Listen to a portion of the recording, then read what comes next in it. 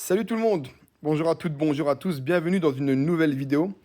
Alors, ça fait quelques mois que je n'ai pas posté de vidéo sur cette chaîne et là je tenais réellement à le faire. Restez jusqu'au bout, vous allez être étonnés, même peut-être choqués pour certains d'entre vous, ce qui, euh, ce qui est arrivé, ce qui nous est arrivé aujourd'hui. Alors, je resitue les choses dans le contexte. Nous sommes parents de 5 enfants, euh, une- un nouveau-né qui est apparu il y a un mois et demi. Et pour les quatre plus grands enfants, en fait, ils ne vont pas à l'école. On a décidé, ma femme et moi, même avant qu'elle tombe enceinte, quand on en parlait, si un jour on a un enfant, eh bien, on était unanime sur le fait que nous ne mettrions pas nos enfants à l'école. Donc le premier est né, deuxième, etc., etc. Nous n'avons jamais mis nos enfants à l'école. Nous étions toujours dans les rouages, enfin dans les, oui, dans les roues de la loi. Donc on faisait un système déclaratif, on se pliait vraiment à toutes leurs règles, sans aucun souci. On n'a jamais été embêté par ça. On avait des contrôles de la mairie, des contrôles de l'inspection du travail, de l'éducation nationale par des inspecteurs académiques, etc. Et puis tous les ans, ils venaient chez nous pour évaluer les connaissances de nos enfants et voir s'il y a une progression, s'il y avait une progression. Et puis, on est en 2024, bientôt 2025, il y a 2 3 ans, euh, ils se sont pris, en fait, le législateur a décidé de durcir les conditions euh, pour l'instruction en famille. Donc, avant, on faisait une simple déclaration. Et là, ensuite, c'est passé à une demande d'autorisation. Donc, on a jugé que c'était une loi qui était grave et on a jugé utile de désobéir à cette loi et de ne pas faire de demande d'autorisation. Et nous allons rester comme ça jusqu'à ce qu'il revienne à un système, une demande, un système déclaratif et non d'autorisation. Ils ont durci les conditions, donc maintenant il faut des diplômes, et encore même avec des diplômes, il y a d'autres conditions, il faut, enfin bref, il y a plein de conditions, et puis même au-delà de ça, on refuse le principe même de demander l'autorisation à l'État pour exercer notre pouvoir fondamental, notre pouvoir premier de parents, qui est l'éducation, l'éducation et l'instruction. Rappelons que on ne parle pas d'instruction nationale, mais d'éducation nationale. C'est un terme qui est ambigu, mais bon, bref, passons. Et on connaissait très bien les conséquences de notre geste. On savait qu'on allait être convoqué chez divers organismes, et puis également en gendarmerie ou à la police, et puis on serait passé sans doute devant des juges, etc. Donc là, ça y est, semaine dernière, nous avons reçu un courrier de la part de 2 assistantes sociales nous demandant de venir aujourd'hui à 11 heures pour un rendez-vous parce que des problèmes, il y aurait éventuellement des problèmes que nos enfants ou nos enfants rencontreraient. Suite à ce courrier, ma femme a envoyé un mail. Moi, je les ai appelés sans réellement nous concerter. Donc, vous voyez, on est quand même sur la même lignée. Et j'ai indiqué à ces personnes-là, lorsque je les ai appelés, que tout le temps que je n'avais pas plus de précision, bah, qu'ils ne comptaient pas sur ma venue, que je ne serais pas venu à leur rendez-vous et que je voulais plus de précision, savoir ce qu'ils entendaient par des problèmes, éventuellement des problèmes que rencontreraient notre ou nos enfants, etc., etc. L'après-midi, je reçois un coup de téléphone. Ma femme, en parallèle, avait également envoyé un mail en- en- pour la même chose. Et l'après-midi, il nous appelle, il nous dit, bah, écoutez, on a reçu quelque chose de l'éducation nationale, un ordre de mission. Ils l'ont pas dit comme ça, mais moi je dis comme ça.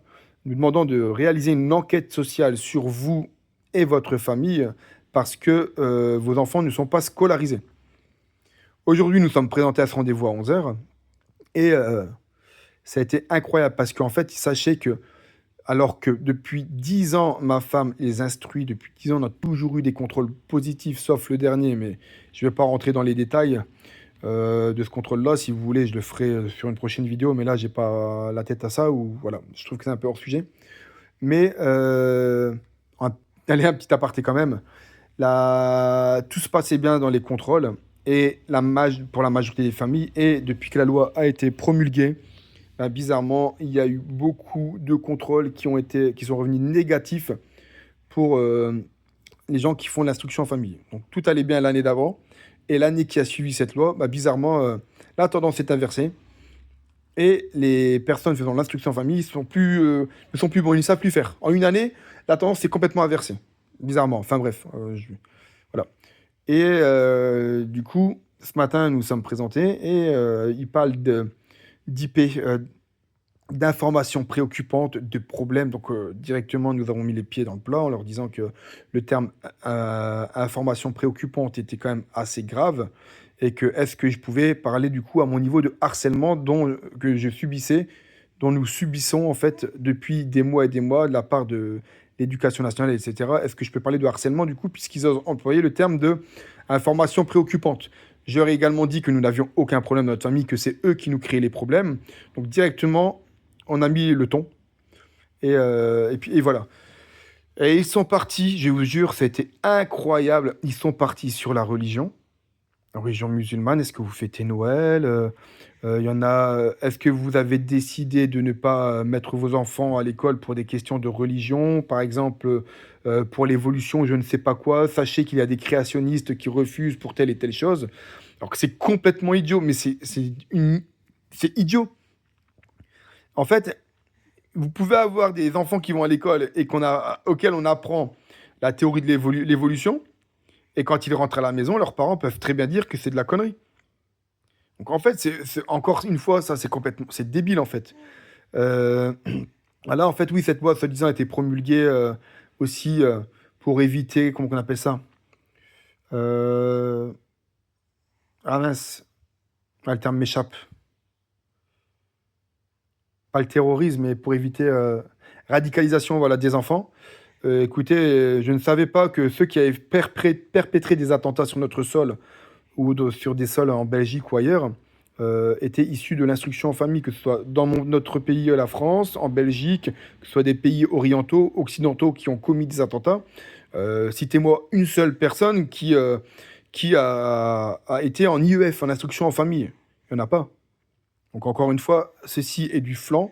La Miviludes, je me rappelle très bien, avait démenti aussi en disant que la radicalisation, l'instruction en famille était minime, tellement minime qu'on ne pouvait même pas en parler. Et bizarrement, ils ont fini par changer leur fusil d'épaule. Et donc oui, donc ils ont demandé si on fêtait Noël.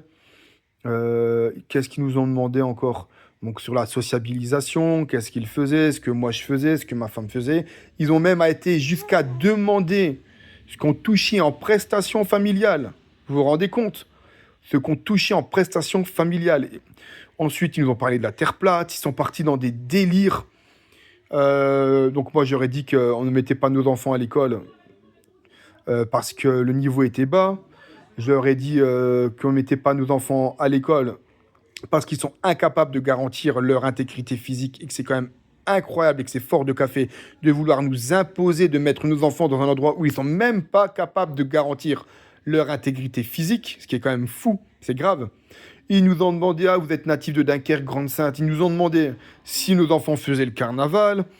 Enfin, ils sont partis dans des délires juste pour voir si on n'était pas sectarisé. Parce que, pour ceux qui ne savent pas, je suis converti depuis 14 ans, ma femme est convertie depuis 13 ans, un peu moins 12 ans, je crois. Non, depuis plus longtemps, je suis converti, pardon. C'est ma femme qui est convertie depuis 13-14 ans, moi depuis un peu plus longtemps. Et en fait, ils sont partis dans des délires incroyables. La Terre est plate, qu'est-ce que vous avez à dire sur ça? Et en fait, donc moi, j'aurais expliqué que l'école, ça ne permettait pas de euh, correctement, en fait, à ce que les enfants adoptent des esprits critiques, parce qu'on leur dit qu'il faut apprendre ça, ça et ça. Et ils m'ont dit oui, mais c'est un peu jeune, c'est anxiogène pour leur apprendre l'esprit critique, alors qu'il n'y a pas d'âge pour leur apprendre l'esprit critique. Dès la naissance, dès qu'ils sont en âge de parler, dès qu'ils mangent, j'aurais donné un simple exemple. Quand ils mangent et qu'on leur donne une chose et qu'ils n'aiment pas, quelquefois, certains enfants vont nous dire c'est bon pour nous faire plaisir, pour faire comme les parents. Et bien, dès cet âge-là, dès 2 ou 3 ans, on peut leur dire tu sais, c'est pas parce que nous on aime et que toi t'aimes pas, c'est pas grave, tu as le droit de dire que tu n'aimes pas, il n'y a aucun problème. Donc, dès le plus jeune âge, on peut déjà leur apprendre à avoir l'esprit critique, rien que sur la nourriture, par exemple, sur un tableau, que waouh, c'est beau, sur une musique, sur plein de choses, en fait. Et donc, en fait, c'est ce que j'aurais dit, il n'y a pas d'âge, en fait. Et ils m'ont dit, oui, mais c'est anxiogène pour les enfants, d'entendre les deux sons de cloche, ils sont un peu jeunes. Donc, en fait, ce qu'ils veulent, c'est qu'on leur cache la vérité, c'est qu'on leur cache que pour un sujet, il peut y avoir des avis divers et variés, et qu'on doit absolument aborder tel sujet et leur apporter les réponses que l'éducation nationale veuille qu'on leur apporte à nos enfants. Alors qu'il y a divers sons de cloche, alors qu'il y a... Et en fait, c'est ce que j'aurais dit. J'ai dit ça, c'est pas normal non plus que l'esprit critique, vous ne l'ayez pas. Enfin bref, tout ça pour revenir sur le fait qu'ils ont parlé de la Terre plate.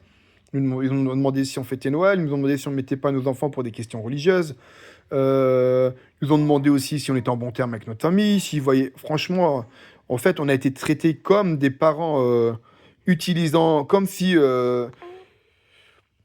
on les massacrait, comme si on les maltraitait, comme si on les mettait dans des réseaux pédophiles, comme ça a été incroyable. Et là, maintenant, ils veulent faire une véritable interrogatoire à nos enfants. Donc, ils voulaient à la base les prendre seuls. Et on leur a dit que si nos enfants refusaient d'être seuls avec eux, eh bien, qu'il était hors de question que nous laissons seuls nos enfants avec eux, avec elles.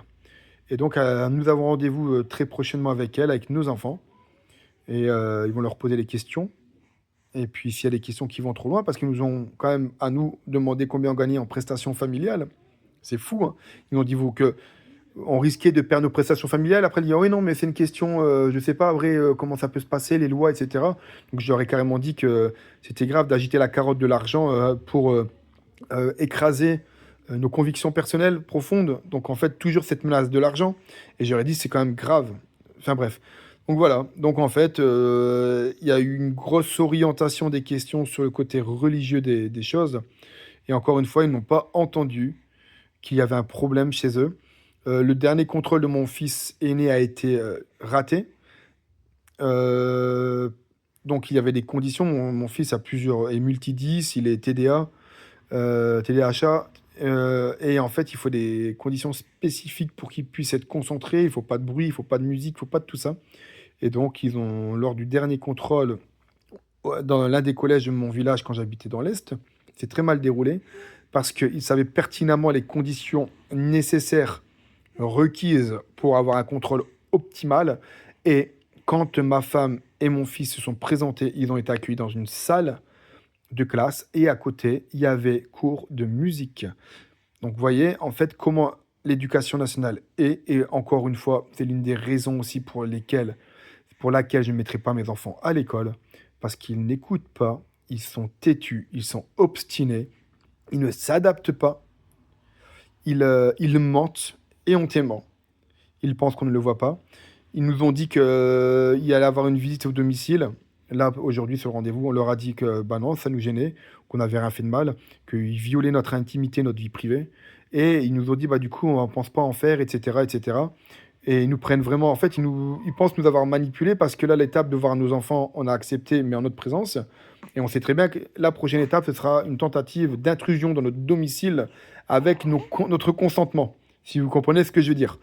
Et donc, on sait très bien, ils pensent que on les croit concernant la visite de notre domicile qu'ils ne le feront pas. Mais on sait très bien que c'est petit à petit, ils auront réussi comment je peux dire ça, à nous interroger.